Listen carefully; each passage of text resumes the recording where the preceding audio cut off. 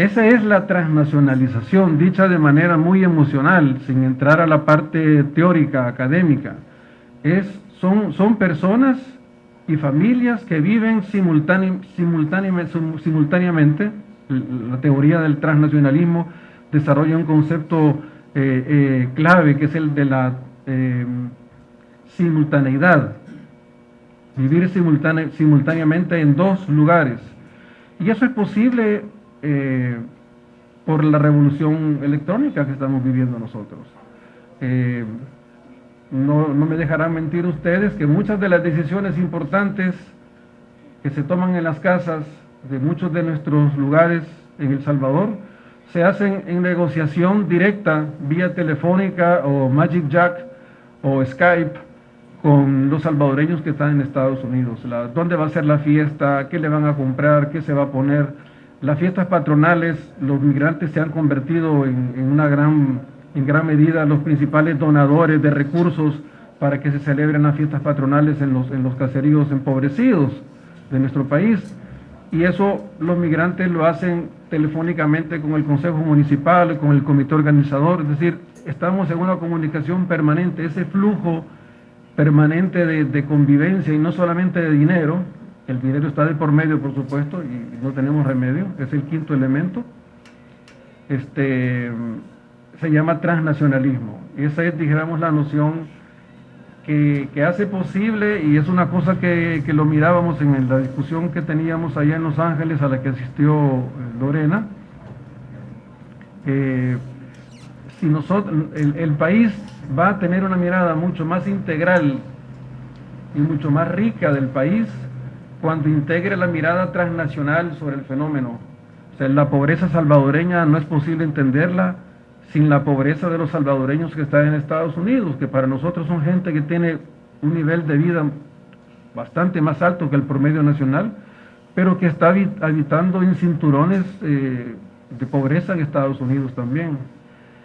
Las políticas públicas nacionales de las que tanto se habla son políticas nacionales públicas que, si tienen una mirada transnacional, van a ser mucho más ricas. Es decir, nosotros decíamos, la siguiente, decíamos en este informe que los grandes diagnósticos que están haciendo de El Salvador en los últimos 30 años, probablemente, el último gran diagnóstico hegemónico que se logró alrededor de 1989, que hizo posible todo ese cambio que tuvo como consecuencia la privatización y todo lo demás, que fue un diagnóstico preparado por un tanque de pensamiento de la empresa privada, estaba diagnosticando un país que no existía. Ellos consideraron la variable de las remesas como una variable menor, como algo que iba eventualmente y muy pronto a desaparecer. Y no se dieron cuenta de que esa estrategia de sobrevivencia de los pobres estaba transformando el país. Y ahora tenemos un país completamente diferente y estamos sin rumbo, porque no encontramos el camino para que todas esas medidas que se tomaron integren a esta otra parte de la salvadoreñidad. Entonces, les decía que la remesa no es pisto solamente. Vuelvo al planteamiento inicial. Las remesas son fundamentalmente cultura.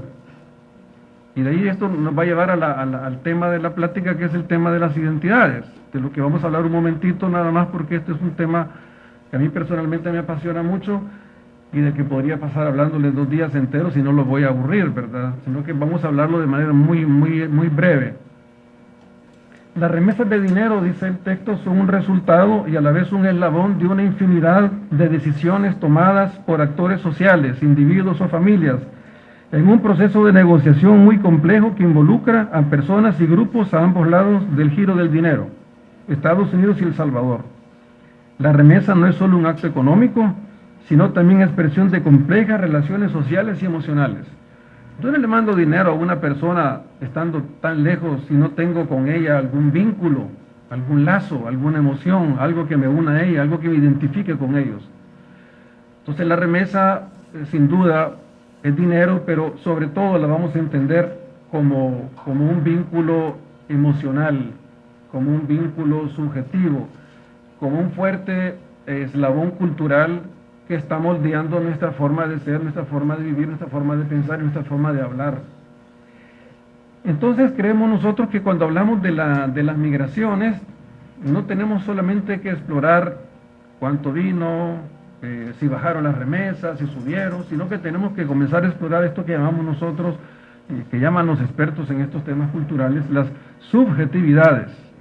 Es decir, las subjetividades, voy a decirlo de manera muy rápida, es la vida interior, y cómo esa vida interior se expresa en la vida cotidiana, en los gestos, desde que uno se levanta hasta que uno va a la cama. Y les voy a leer este texto que dice que todos los aspectos que se toman en cuenta a la hora de explicar los flujos migratorios y sus consecuencias suelen ser aspectos objetivos. ¿Cuánto pisto? ¿Cuántos se fueron? ¿Cuántos fueron capturados? ¿Cuántos fueron deportados? Se olvida la dimensión subjetiva de las dinámicas migratorias y con ello la posibilidad de poner en relieve o de relieve la individualidad, la irreducible singularidad de las mujeres y los hombres que son los protagonistas de las migraciones.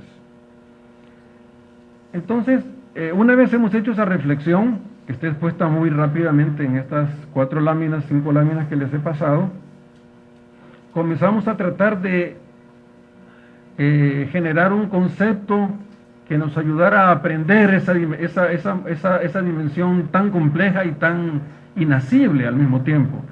Entonces nosotros encontramos esta noción que se llama, que le hemos dado en llamar el nuevo nosotros. Si nosotros somos nosotros, desde luego, pero nosotros ya no somos solo nosotros, hay otros que están en medio de todo esto. Otros que de alguna manera, y creo que en esta exposición tengo unos ejemplos claros que lo prueban, otros que no siempre son vistos por nosotros como parte de nosotros. Nosotros hicimos una investigación más o menos extensa con una serie de grupos focales,